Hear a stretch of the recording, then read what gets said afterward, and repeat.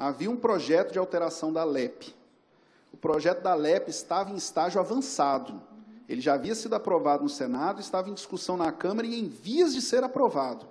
O projeto de alteração da LEP propunha mudanças no CPP e no CP. Dentre as propostas incluídas no projeto da LEP, estava a inclusão de um acordo de culpa. Na sequência, o Alexandre de Moraes se torna ministro da Justiça e ele, então, se apresenta para uma comissão dele próprio para poder fazer uma proposta alternativa, mas que parte desse projeto, é importante destacar. Quando ele faz a proposta inicial, que ninguém não sabia muito bem o que era, não sei se a gente se lembra disso, lembra? Só sabia que ele ia falar sobre tráfico, crime organizado e arma. Eram esses 3 pontos. Ele falou, vou tratar disso, mas ninguém sabia muito bem o que era. O CNPG, que era o Colegiado Nacional de Procuradores Gerais de Justiça, provoca o ministro Alexandre de Moraes e fala, inclua no seu projeto o acordo. Mas a proposta dele de inclusão do acordo de não persecução penal muito se assemelhava à transação penal. Mas eu faço só esse cuidado, por causa disso, ele não sai condenado. Me permita um comentário sobre a plea bargain, né? A plea bargain, com todas as críticas, e eu eu falo isso porque eu sou entusiasta da justiça negocial. Acho interessante, acho que é uma necessária resposta que precisamos construir. Mas ela tem 2 modalidades que reclamam distinção aqui. O chamado charge bargain, que é a barganha da acusação, que só quem tem, tem mais países que têm, mas quem tem primordialmente são os Estados Unidos.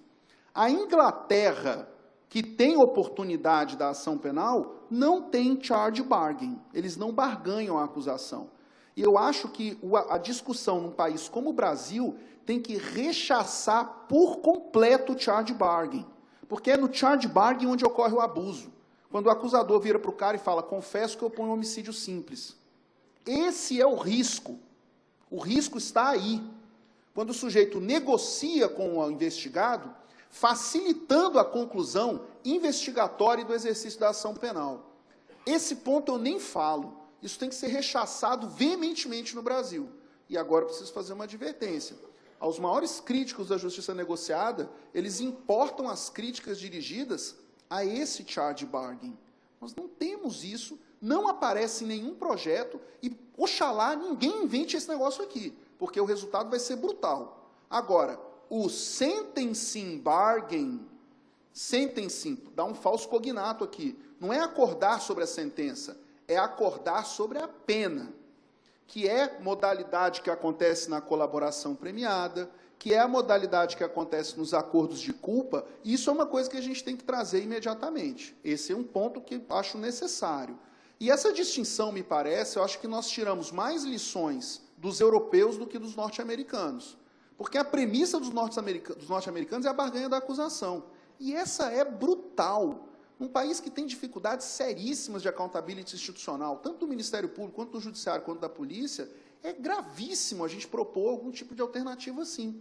Ainda bem que ela ainda não está em trâmite de discussão. Mas eu não posso terminar sem fazer uma propaganda.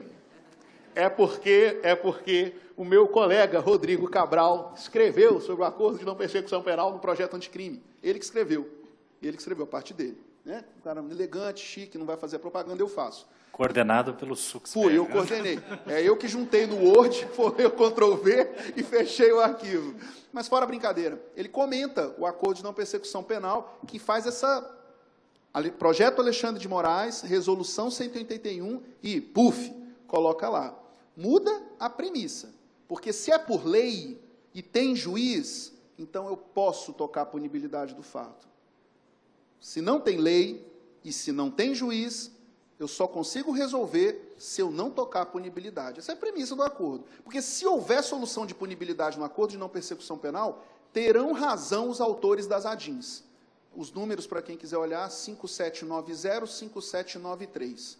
Mas, como não há solução de punibilidade, tampouco de condenação, esse é o ponto. Mas, assim, eu agradeço a colocação, porque ela pinga nos is, assim, ela realmente é muito feliz quando faz essa crítica no sentido de manejar a reincidência. Quando se fala de não caber o sursi processual, repito, o juiz está no jogo.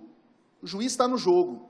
Súmula 696. Se o caso recomenda o sursi processual e o promotor não propôs, 28 nele.